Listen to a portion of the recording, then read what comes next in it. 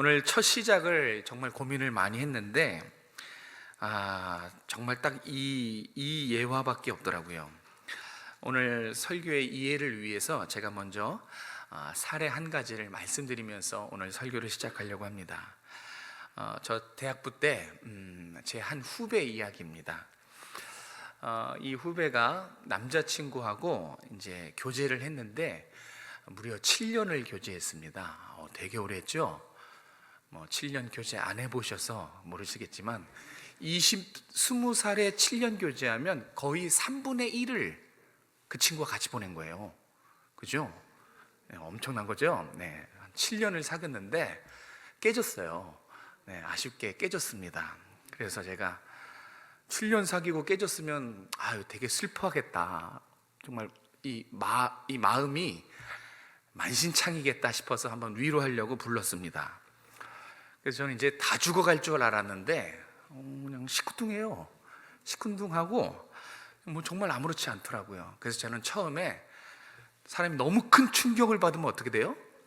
여기가 이제 조금 이상해져서 이 정신이 나갔구나라고 생각했는데 정신은 말짱했고 정말 아무렇지 않은 것이었어요.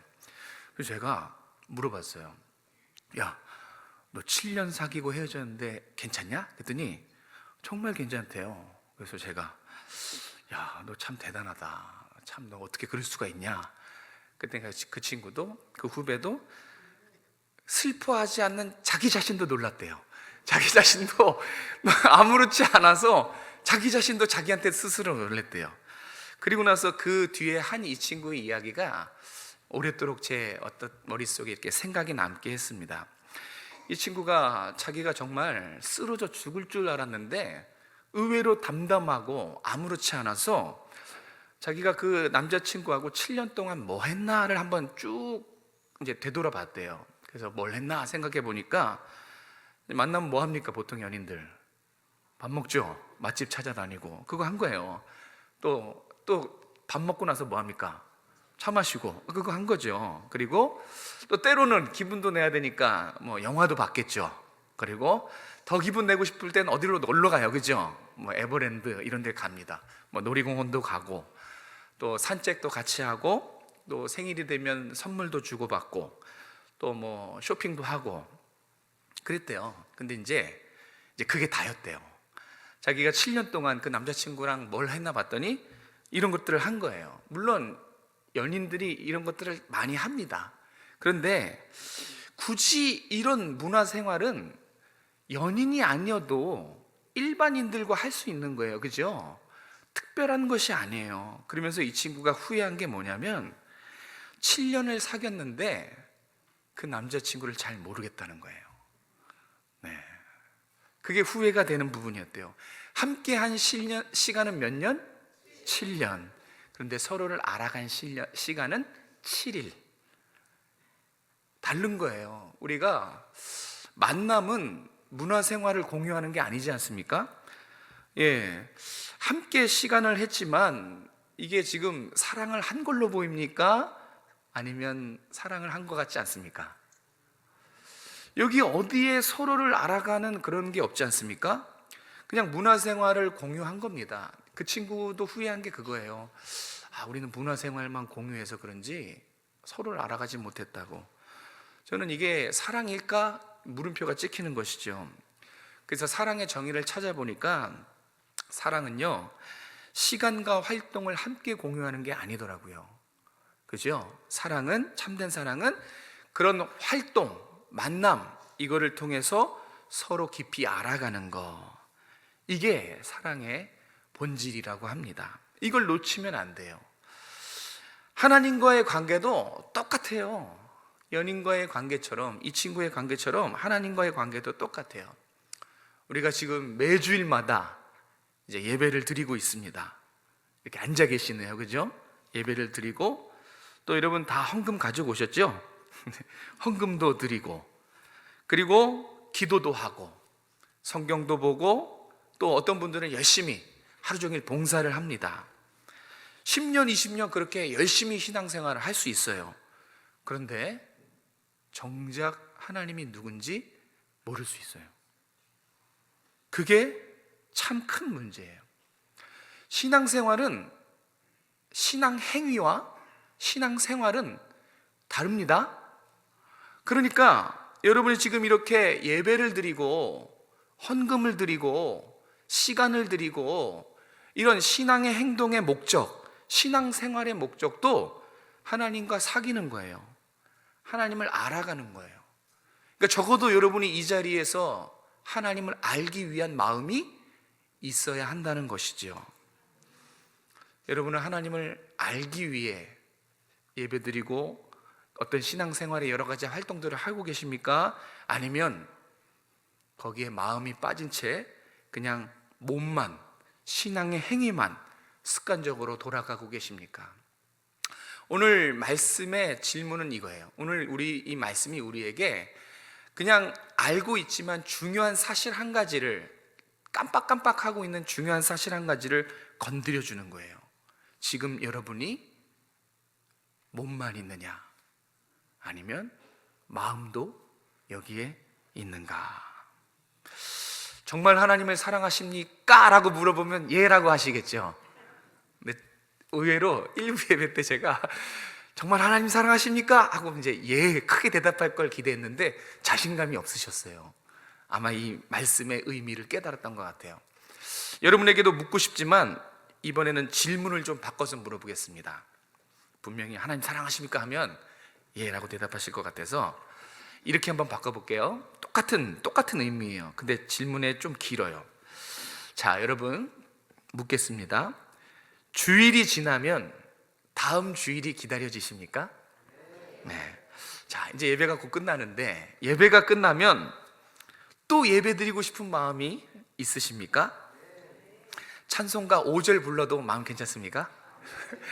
예전엔 찬송을 가려서 불렀어요. 5절 부르면 힘들어 하시는 분이 계셔서, 설교도 조금 오래 하면 힘들어 하시는 분 계셔서 그런 분들이 좀 어려웠었는데 그래도 괜찮냐는 겁니다. 그리고 목숨과 같은 여러분의 시간과 물질과 전부를 다 드려도 전혀 아깝지 않고 오히려 더 드리고 싶은 그런 마음이 있으십니까?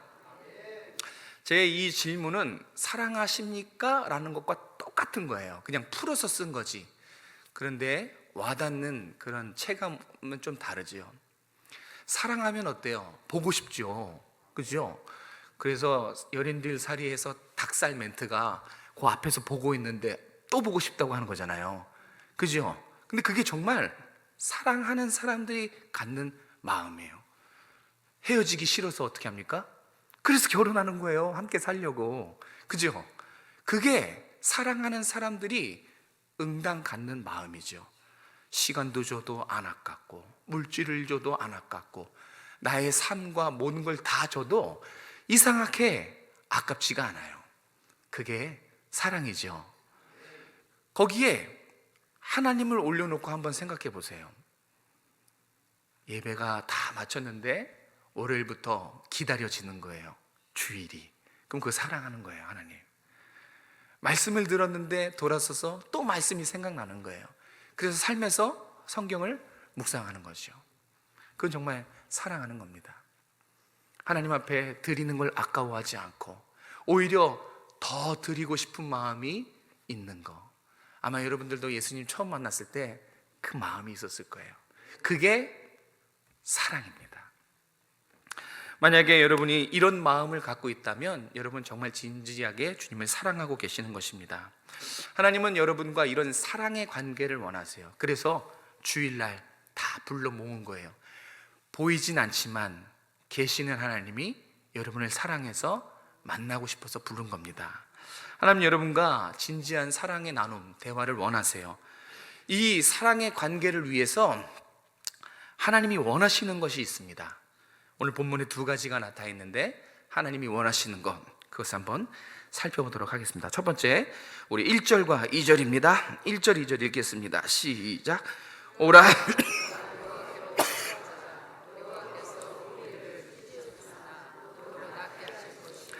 우리를 치셨으나 싸매어 주실 것임이라. 여호와께서 이틀 후에 우리를 살리시며 셋째 날에 우리를 일으키시리니 우리가 그의 앞에서 살리라. 아멘. 이 1, 2절에는 이 하나님 아버지의 마음이 다 녹아져 있어요.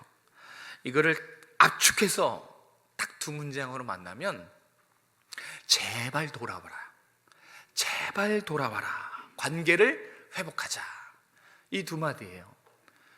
우리에게도 하는 말이에요. 제발 돌아와라. 몸이 돌아오라는 거예요? 마음이 돌아오는 거예요? 마음이에요. 이 자리에 앉아 있어도 그냥 문의만 있으면 돌아오라는 거예요. 제발 그 마음을 돌이켜라. 제발 관계를 회복하자. 이 말씀입니다. 하나님의 마음이 느껴지시길 축복합니다. 여기에 하나님이 원하시는 것이 있어요. 하나님이 원하시는 것은 바로 회복과 회개입니다. 회복과 회개를 원하고 계세요. 오라 우리가 여호와께 돌아가자. 이것은 제발 회개하라 라는 얘기고, 2절의 맨 마지막에 우리가 그의 앞에서 살리라, 이것은 영적으로 회복된 상태를 말해요. 영혼이 살아있는 상태. 그래서 궁극적으로는 하나님과의 관계가 회복된 것을 말해요.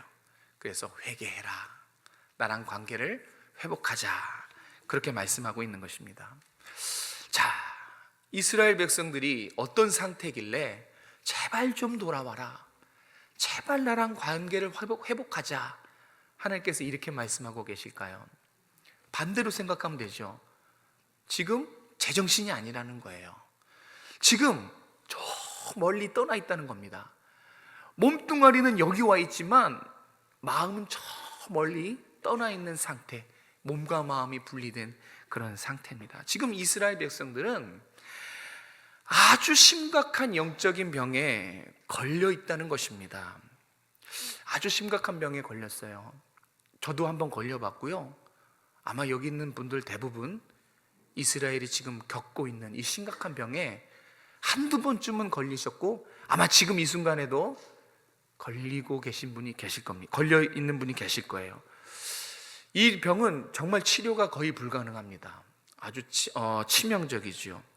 이 병을 제가 설명해 드리자면, 이 병이 왜 치명적이냐면 겉으로는 아무 문제가 없거든요. 아무 문제가 없어요. 찬양도 잘하고 잘 듣고 있고 예배 빠지지 않고 겉으로는 문제가 없어요. 이스라엘 백성들도 꼬박꼬박 제사를 잘 드렸어요. 오늘의 예배지요. 그리고 제물도 잘 드렸어요. 오늘의 헌금입니다. 그리고 이스라엘 백성들은 무엇입니까? 하나님의 백성이라는 인식이 있었어요. 겉으로는 신앙에 결코 문제가 없어 보이지만 마음이에요, 마음. 이 마음이 누굴 사랑했냐면 예배의 대상이 되신 하나님, 이 헌물의 대상이신 하나님이 아니라 옆에 있는 바알을 사랑했어요. 이걸 영적 간음이라고 합니다. 이 영적 간음에 걸려 있었어요. 근데 이 영적 간음도 심각한 병이지만 진짜 무섭고 심각한 병은 따로 있었어요.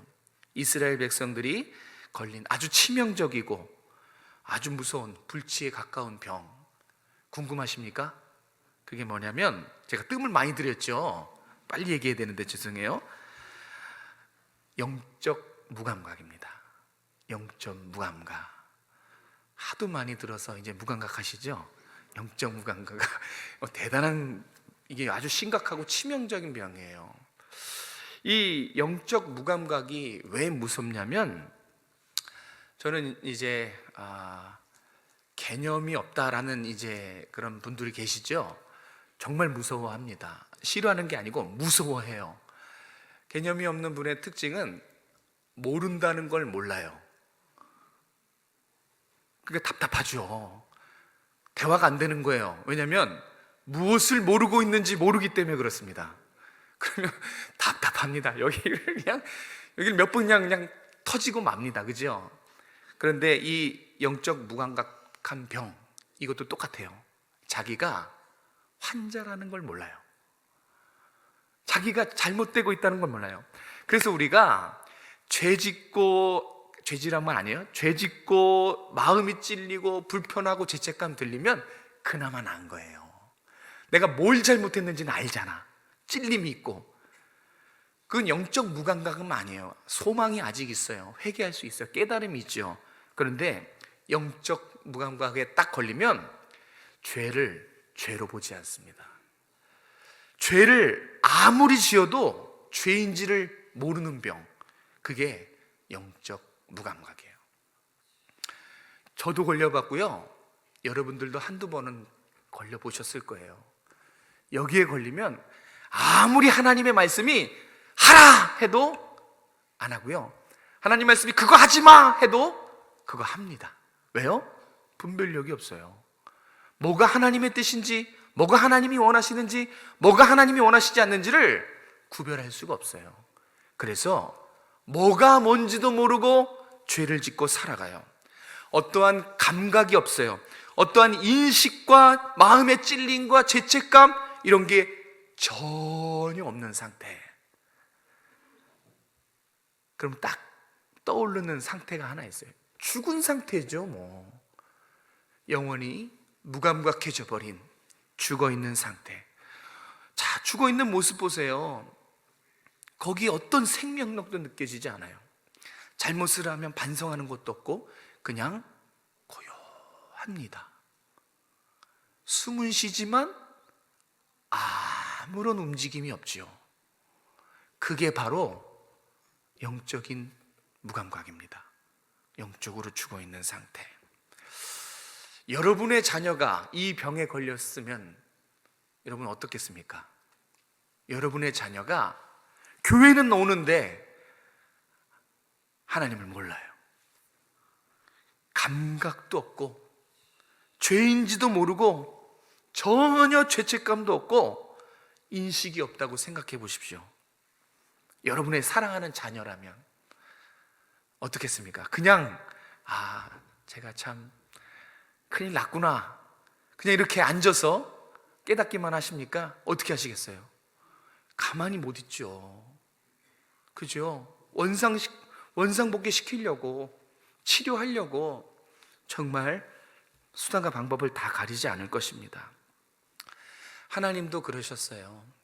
지금 이스라엘 백성들이 영적으로 다 죽어 있는 상황, 아무 소리도 들리지 않고 찬양은 하고 있으나 마음은 없고, 기도를 드리고 있지만 마음은 이미 식어져 버리고, 그 마음의 중심에 하나님이 떠난 채로 그냥 예배 드리고 헌금하고 자기가 하나님의 백성인 줄로 그렇게 자만심 가지고 살아가고 있었던 그런 이스라엘 백성들을 이제 깨우십니다. 아니, 깨우는 정도가 아니라 아예 대대적으로 수술을 하세요. 1절에 보시면 그래서 좀 어마무시한 단어들을 써요. 찢으셨다 그랬어요. 이 찢으셨다는 것은 뭐냐면 사자가 찢듯이 찢는 걸 말해요. 그러니까 그 정도로 지금 이스라엘 백성들은 상황이 너무 안 좋아요. 이렇게 하나님이 찢으셔야지만, 고통을 주셔야지만 이스라엘 백성들이 돌이킬 수 있을 정도로 지금 그런 상황입니다. 찢으시고 낫게 하시고 싸매 주신다. 이것은 한마디로 지금 의사로서 수술을 죄송합니다. 수술한다는 것입니다. 하나님도 당신의 사랑하는 자녀가 영적으로 죽어 있는 것을 발견하시면은 그냥 두지 않으십니다. 그것을 못 보세요. 반드시 수술합니다. 이 가운데 계시면 이제 곧 수술하실 것입니다. 반드시 회개시키고 회복시키게 만드는 것, 이게 우리 하나님이십니다. 그 이유는 아시죠? 그 이유는 우리를 죽기까지 사랑하시는 우리 아버지 되시기 때문에 그래요. 부모가 자식의 그런 상황을 볼 수 없듯이 우리의 영혼의 아버지 되시는 하나님도 우리의 이 영적 무감각을 그냥 볼 수가 없는 거예요. 반드시 찢으십니다. 그러나 다시 고쳐주실 것입니다. 치실 거예요. 그런데 다시 싸매어 주실 것입니다. 여러분을 사랑하시기 때문에 가만히 두고 못 있는 것입니다. 여러분, 회복은 바른 관계를 맺는 것을 말해요. 그래서 이 돌아오다라는 그 원어가 원상복귀하다, 원래 자리로 돌아가다, 그런 뜻이 있어요. 원래 자리, 하나님과의 관계, 이 바른 관계를 회복하는 것이 바로 회개고 회복입니다. 이 하나님과의 바른 관계를 맺으려면 반드시 하나님을 알아야 돼요. 하나님을 아는 것, 하나님의 사랑, 하나님과의 사랑을 회복하기 위해서는 반드시 힘써 하나님을 알아야 됩니다. 그래서 2024년 우리 오정성화교회 교인 모두는 그래서 하나님을 힘써 알기로 도전하는 것입니다. 이것이 두 번째예요. 하나님이 원하시는 것, 그것은 바로 하나님을 힘써 아는 것입니다. 여기 아는 것은 인격적으로 아는 것을 말해요. 우리 3절 말씀에서 확인해 보겠습니다. 3절입니다. 시작. 그러므로 우리가 여호와를 알자, 힘써 여호와를 알자. 그의 나타나심은 새벽빛같이 어김없나니 비와 같이 땅을 적시는 늦은 비와 같이 우리에게 임하시리라 하니라. 아멘. 두 번 반복하고 있어요. 여호와를 알자, 힘써 여호와를 알자. 여기서 알다라는 이 단어가 원어로는 야다라는 단어입니다. 이 단어는 단순히 어떤 지식 습득을 말하는 게 아니에요. 정보를 아는 게 아니에요. 어떤 상대방의 어떤 인상착의, 그 정보를 아는 것을 말하는 것이 아니라 한번 들여보셨을 텐데 전 인격적으로 아는 것을 말합니다. 그러니까 부부가 서로 일거수일투족을 다 알죠, 그죠? 부부가 서로 속속들이 알고 있는 관계적인 알미 바로 야다예요. 직접 삶에서 부딪히고 체험하고 공유해서 아는 실질적인 암, 그냥 책상에서 공부하듯이 아는 알미 아니라, 그러니까 하나님을 삶에서 만나는 그 관계를 원하신다는 것입니다. 이거를 이렇게 설명드릴게요. 욥이 이해할 수 없는 엄청난 고통을 겪지요. 욥기를 보면 그래요. 그리고 나중에 하나님을 만납니다. 하나님을 인격적으로 만났을 때 그의 입에서 나온 고백이 욥기 42장 5절입니다. 같이 한번 읽어볼까요? 욥기 42장 5절 시작. 내가 주께 대하여 귀로 듣기만 하였사오나 이제는 눈으로 주를 배웠나이다. 아멘. 이전에는 하나님에 관해서 뭔가 지식적으로 두루뭉술하게 알았다면 이제는 하나님을 제가 실제로 마치 눈으로 보듯이 그렇게 하나님을 알게 되었습니다 라는 그 진심의 고백입니다. 바로 이런 거예요.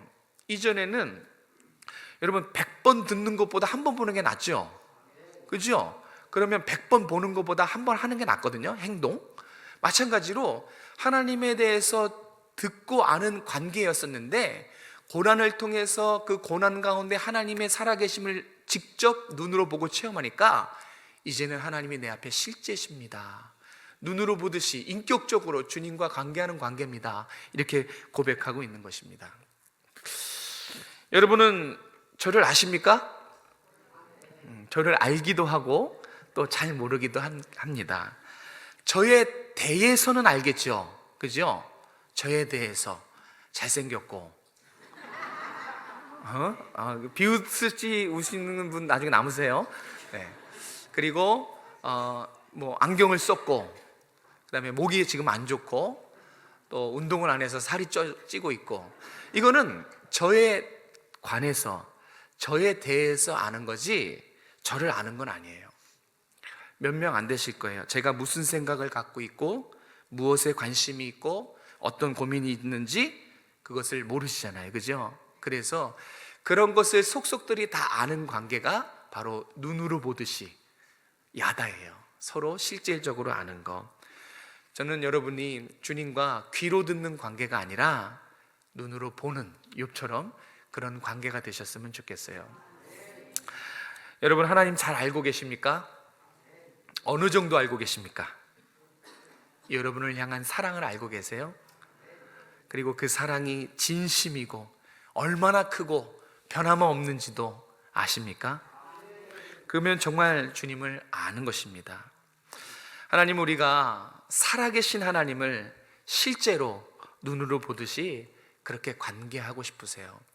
제가 처음에 말씀드린 그 친구, 그 후배의 관계처럼 그냥 열심히 하나님과 이 시간과 공간을 공유하는 것이 아니라 마음을 다해서. 그래서 신약 성경에서는 그 힘써를 이렇게 풀어서 표현해요. 마음을 다해서, 목숨을 다해서, 뜻을 다해서, 힘을 써서 하나님을 사랑해라. 그게 바로 눈으로 보듯이 관계를 맺는 거예요. 이렇게 머리로서 알고 끝나는 것이 아니라 그냥 빈 몸으로 와서, 껍데기로 와서 그냥 앉아있다가 가는 것, 그런 게 아니라 정말 알아가는, 실제로 부부가 서로 알듯이 그렇게 속속들이 알아가는 사랑의 관계를 원하신다고요. 여러분에게 주님이 사랑의 관계를 원하시는 그 대상이 지금 이 설교를 듣고 있는 바로 여러분이세요. 그래서 하나님께서 이 백성들에게 원하시는 그 내용을 직접 말씀하십니다. 그 6절의 내용인데요, 우리 6절, 내가 이게 정말 너희에게 원하는 거란다 라고 말씀하시는 그 백성들에게 호소하시는 장면이에요. 우리 6절 같이 읽겠습니다. 시작. 인애를 원하고 제사를 원하지 아니하며 번제보다 하나님을 아는 것을 원하노라. 아멘. 알고 계셨습니까? 네, 이스라엘 백성들이 예배는 잘 드리고 헌금을 잘 드리고 또 신앙생활을 했지만 큰 거를 놓치고 있었던 게 뭐냐면 하나님이 무엇을 원하는지를 놓치고 있었어요. 저는 여러분들이 하나님이 원하시는 것을 아는 성도가 됐으면 좋겠어요. 하나님이 원하시는 것, 이거예요. 분명히 나와 있죠. 하나님이 원하시는 것과 원하지 않는 것, 아주 너무 명확하게 가르쳐주고 있어요. 인애를 원한다. 사랑이지요. 그런데 이 사랑은 성경 갖고 계신 분은 4절로 올라가면 거기도 인애라는 단어가 나와요.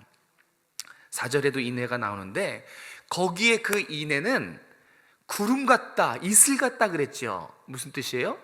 사라져버리는, 식어져버리는 변덕스러운 사랑을 말해요.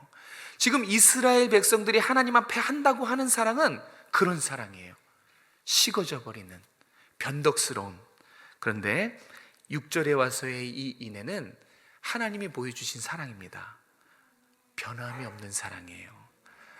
한 번 사랑하고 이제 먹고 살만하니까 하나님 내팽개 치는 게 아니라 영원토록 변함없이 하나님만 사랑하는 거, 변함없이 하나님을 사랑하는 이 인간적으로 아는 관계를 하나님이 여러분과 관계 맺기를 원하신다는 것입니다. 호세아서에 보면 이스라엘 백성들이 왜 타락했는지, 왜 멸망했는지 가르쳐주고 있어요. 우리가 귀 쫑긋 세우고 이걸 들어야 돼요. 멸망했다니까요, 타락했다니까요. 근데 그 이유가 자세하게 나타내주고 있어요. 그럼 우리는 어떻게 해야 돼요? 듣고 기억하고 까먹지 않고 그대로 살면 됩니다. 우리 호세아 4장 6절입니다. 왜 타락하고 망했는지 찾아보겠습니다. 시작. 내 백성이 지식이 없으므로 망하는도다. 내가 지식 버렸으니 나도 너를 버려 내 제사장이 되지 못하게 할 것이요, 내가 내 하나님의 율법을 잊었으니 나도 내 자녀들을 잊어버리리라. 아멘.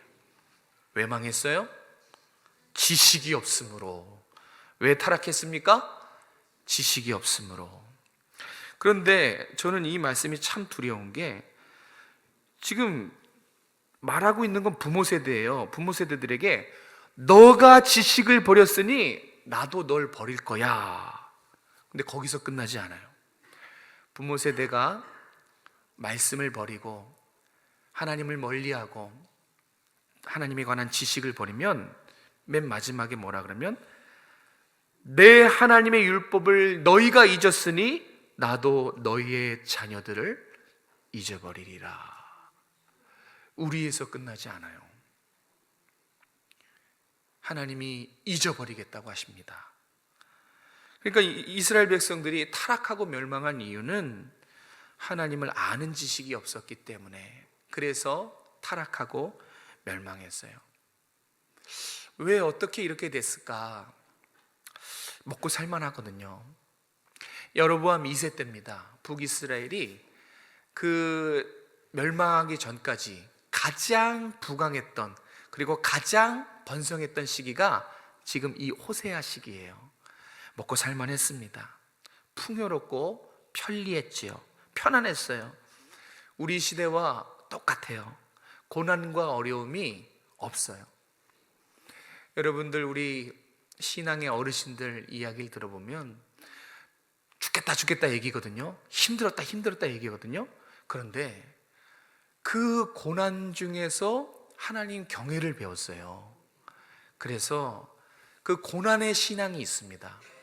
그런데 지금은 여러분도 보시다시피 시대가 갈수록 풍요롭습니다. 고난과 어려움은 없어요.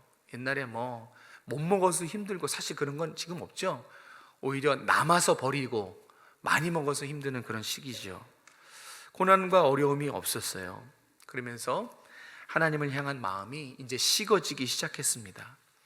이스라엘 백성이나 우리랑 똑같아요. 이전에는 힘써 하나님을 알았지만 마음을 다하고 목숨을 다하고 뜻을 다해서 그렇게 이전에는 하나님을 사랑했었는데 이제 풍요가 찾아온 거예요.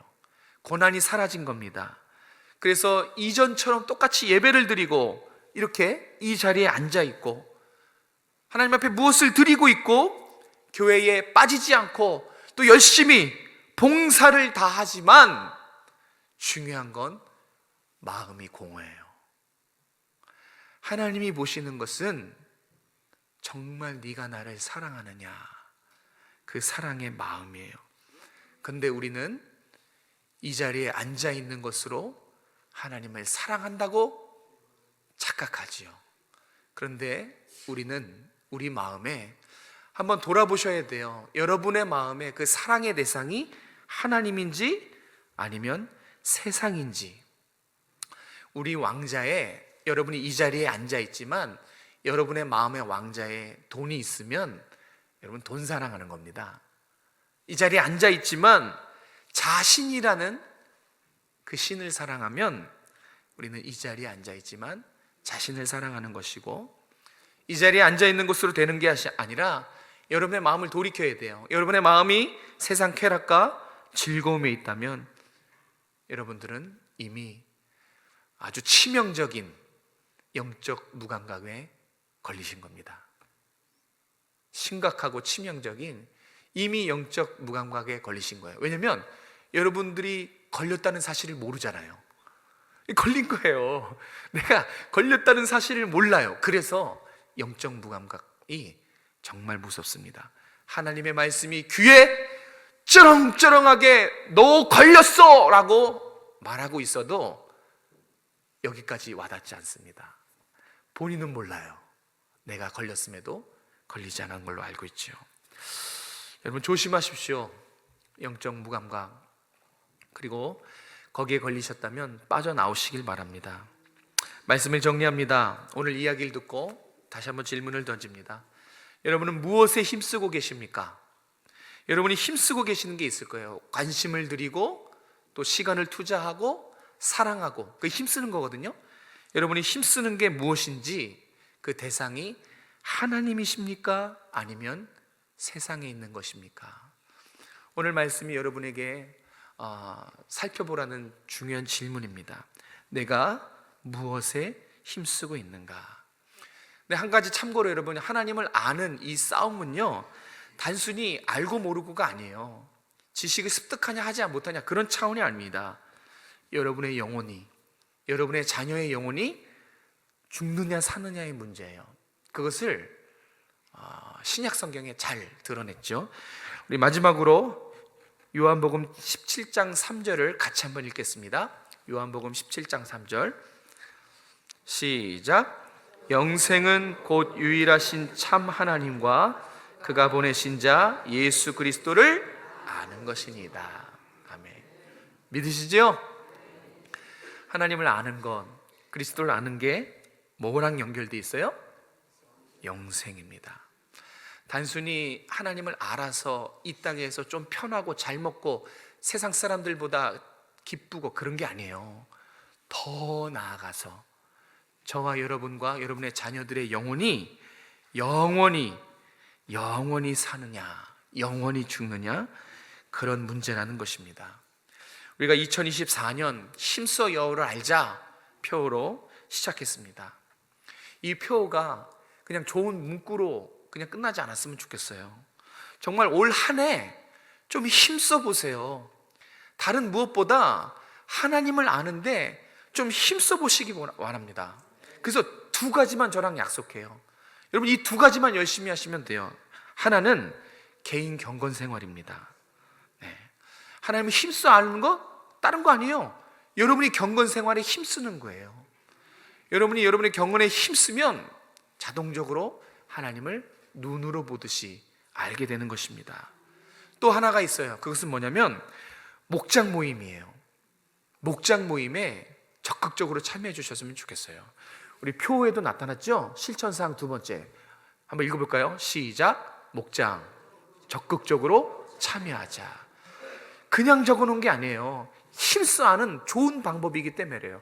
하나님이 힘써 알자 정말 그러고 싶으면 목장 모임에 열심히 참여하세요. 이 목장 모임 자체가 여러분이 하나님을 알도록 교회가 개설한 모임입니다. 목장 모임에 누구 하나 없이 잘 참여하셔서 올 한 해는 개인 경건 그리고 목장 모임에 적극 참여하셔서 정말 하나님을 힘써 알아가는 그런 한 해가 됐으면 좋겠어요. 여러분, 다시 말씀드리지만 하나님을 아는 것은 여러분의 영혼이 영원히 사느냐 영원히 죽느냐, 사랑하는 내 자녀의 영혼이 영원히 사느냐 영원히 죽느냐, 이 문제예요. 심각성을 아시고 정말 하나님을 힘써 알고 사랑하신 여러분 되시길 주님의 이름으로 축복합니다. 기도하겠습니다. 하나님, 우리가 우리 자신을 돌아봅니다. 새해 첫 예배를 허락해 주신 것을 감사합니다. 이 예배에 우리가 정말 올 한 해 정말 하나님을 사랑하고 힘써 아는 그런 시작을 하길 원합니다. 말씀하여 주시니 감사드립니다. 하나님, 우리가 정말 올 한 해는 나와 내 가정이 목숨 걸고 마음을 다해 뜻을 다해 힘을 써서 하나님을 사랑하게 도와주시고 경건에 힘쓰고 목장 모임에 적극 참여하는 우리 모든 권속들이 다 될 수 있도록 도와주시옵소서. 이제 한 해를 시작합니다. 사랑하는 우리 모든 오정성화교회 한 분 한 분을 축복하여 주시고 그 가정과 사업과 직장과 일터와 자녀가 하나님을 알아갈 수 있도록 하나님의 은혜를 충만히 누리는 한 해가 될 수 있도록 인도하여 주시옵소서.